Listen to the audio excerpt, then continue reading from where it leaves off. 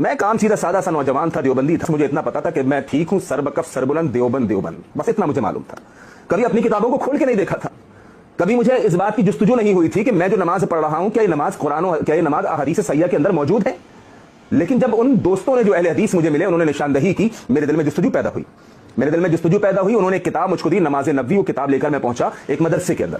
میں نے کہا مولوی صاحب بات یہ ہے کہ میں جس طرح سے نماز پڑھتا ہوں اور پڑھ رہا ہوں اس کے دلائل کیا ہیں، آپ مجھے کچھ دلائل دیجئے. کیونکہ دیکھیے یہ کتاب مجھے اہل حدیثوں نے دی ہے، نماز نبوی اس کا نام ہے. اس کے اندر سارے ریفرنسز موجود ہیں کہ اگر آمین بالجہر اونچی آمین کہہ رہے ہیں تو اس کی کیا دلیل ہے، اگر ہاتھ کندھوں تک اٹھا رہے ہیں تو اس کی کیا دلیل ہے، ہاتھ سینے پر باندھ رہے ہیں تو اس کی کیا دلیل ہے، قدم سے قدم ملا رہے ہیں تو کہاں پر کون سی حدیث موجود ہے. اس نماز نبوی میں پوری نماز کا طریقہ ود ریفرنسز حوالوں کے ساتھ لکھا ہوا ہے، اور سارے حوالے حدیثوں سے، اور احادیث کے اندر بھی جو بخاری سب سے بہترین کتاب اس کے حوالے.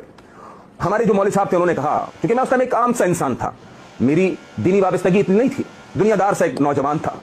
تو مولوی صاحب نے ایک بات کہی، جو دیوبندی مسجد کی بڑی مسجد کے امام تھے. انہوں نے کہا بیٹا بات سنو، بات یہ ہے کہ حوالے جو تم مانگ رہے ہو تو ہمارے پاس حوالے تو بہت سارے ہیں، لیکن ایک بات سن لو، تم اس وقت دارالفتاء کے اندر بیٹھے ہوئے ہو، دیکھو تمہارے چاروں طرف کتابیں ہی کتابیں موجود ہیں، تو حوالے ہمارے پاس بہت ہیں، لیکن تم ایک بات یاد رکھنا کہ ایک واقعہ سن لو. میں نے کہا جی فرمائیے. کیونکہ اس ٹائم دماغ جو تھا وہ تقلیدانہ دماغ تھا، تقلیدانہ روش اندر موجود تھی، لہذا اپنے مولوی صاحب کی بات کو بڑے توجہ سے میں نے سنا. انہوں نے کہا کہ ایک رات امام غزالی کے پاس شیطان آیا، اور شیطان نے آ کر امام غزالی کو کہا کہ غزالی آج کی رات تو اللہ کی وحدانیت پر مجھ سے مناظرہ کر لے. امام غزالی نے اللہ رب العالمین کی وحدانیت کے 99 دلائل دیے، اور شیطان نے 99 کے 99 دلائل کو رد کر دیا. بالآخر غیب سے یہ آواز آئی، اے غزالی تو یہ کیوں نہیں کہہ دیتا کہ ہم بغیر کسی دلیل کے اللہ کو ایک مانتے ہیں. امام غزالی نے کہا کہ میں بغیر کسی دلیل کے اللہ کو ایک مانتا ہوں. شیطان اسی وقت رفو چکر ہو گیا.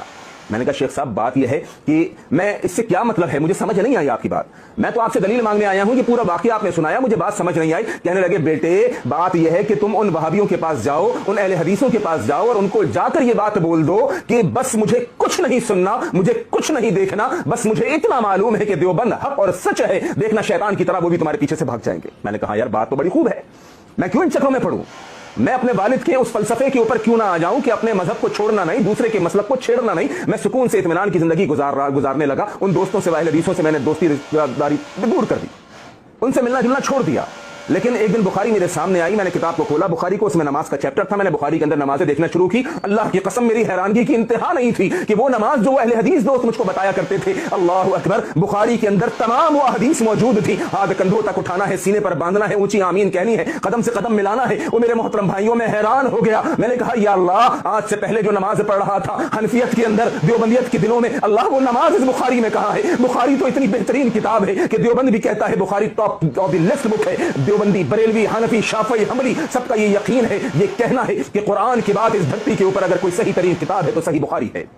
اور میری نماز کہاں ہے جو میں 20 سال سے پڑھتا آ رہا ہوں، بخاری کے اندر مجھے میری نماز نہیں ملی. تو میرے محترم بھائیوں بات میں یہ آپ سے کرنا چاہ رہا ہوں کہ فقہ حنفی کے غلط مسائل کا پوسٹ مارٹم کیوں ضروری ہے. پھر میں نے کچھ کتابوں کے ساتھیوں نے مجھے حوالے دیے، وہ کتابیں میں نے کھول کے دیکھی، اپنے علماء کی، اپنے مسلک کے علماء کی ان کتابوں کو میں نے دیکھنا شروع کیا. وہ اللہ کی قسم ہے میں حیران ہو گیا کہ وہ کتابیں کہ جن کی میں تعلیم دیا کرتا تھا، اللہ اکبر، مجھے وہ مسائل ان کتابوں میں نہ ملے. پھر دین کی تعلیم حاصل کرنے کا شوق ہوا اور دین کی تعلیم حاصل کرنے کی کوشش میں لگ گیا، جستجو میں لگ گیا. مدارس کے اندر پہنچا، جامعہ ستاریہ، وہاں پر اللہ کی دی ہوئی توفیق سے، چونکہ اس دوران میں نے علماء کی صحبت اختیار کر رکھی تھی، اس دوران اللہ کی توفیق سے کچھ دین کا علم سیکھنا شروع کر دیا تھا. اللہ کی توفیق سے تیسرے درجے میں داخلہ مل گیا. اللہ نے اور توفیق عطا فرمائی، علماء اکرام کا ساتھ ملتا گیا، تحقیق کرتا گیا. اپنی وہ کتابیں دیکھ کر میں حیران ہو گیا کہ جن کو پڑھ کر میں لوگوں کے سامنے تعلیم دیا کرتا تھا، خاص کر فضائل اعمال جیسی کتابیں، فضائل صدقات جیسی کتابیں، ان کے اندر جب میں نے دیکھنا شروع کیا کہ یار اس کے اندر اتنا کفر لکھا ہوا ہے، اتنا شرک لکھا ہوا ہے، اتنی خرافات لکھی ہوئی ہیں، میں حیران ہو گیا کہ یا اللہ ان کتابوں کی میں کل تک تعلیم دیتا تھا،